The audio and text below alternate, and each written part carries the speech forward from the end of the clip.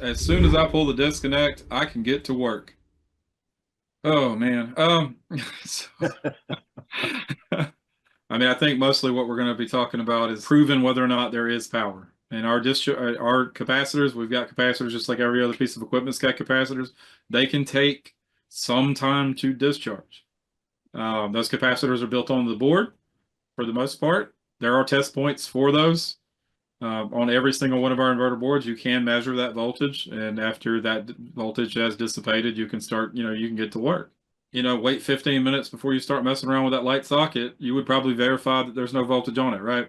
So instead of waiting that long to verify that, or to guess at voltage not being there, go ahead and test it, because it can take, as little as 20 seconds for it to discharge to a safe level.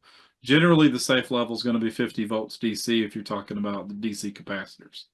Times have you pulled the disconnect, James, and then come to find out somebody had wired it through? And so Well, even pulling that disconnect, it didn't disconnect power. I can't tell you how Well, many times I've ran across that. you're and I've trying to never. tell me right now that an electrician doesn't always do what they're supposed to? Is that what you're telling me? Well, no, we're not talking about the I didn't electrician. say We're that. talking about the guy that came behind the electrician. Okay, okay. Somebody else not related to the job came by. Right. And I've seen that all too many times, but they still Maybe got the plug neighbor in did there. it. So you pull the plug out, and you think it's that. No, oh my god! When I was in the field, I hated that. I'm like, are you kidding me? You're gonna kill somebody. Yeah. So anyway, as you've always been told, treat every circuit as live until you prove it is not. So again, we've got test points on our boards.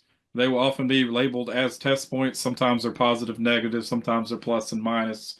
But use those to determine whether or not you can start working. Don't disconnect or reconnect any component to those boards while it is live. Okay. That is a huge, huge um, piece of advice right there. Yeah. I've dealt with plenty of calls. The one that comes to mind off the top of my head is multiple calls. I've talked to guys on flex units where they go to troubleshoot the unit, they kill the power, and they unplug the fan motor because the board looks like it's dead. But now what they just ended up doing is now they not only need the board, they need a board and a motor. Right. Because when they unplugged that high DC bus, it arced, and now we've lost the board and the motor. So realistically, what the problem was to start with, it was just a bad motor. But since we unplugged that and got it to arc, now we've lost the board. So it's just one prime example of a couple different times I was put on the phone where a guy did that.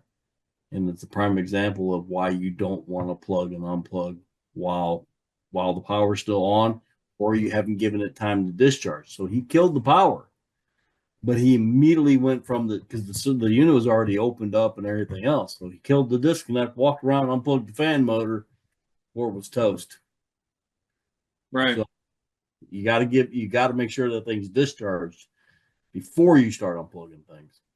Right. Well, and if you do locate the test points, you're also not talking about wasting 20 minutes based on some random suggestion.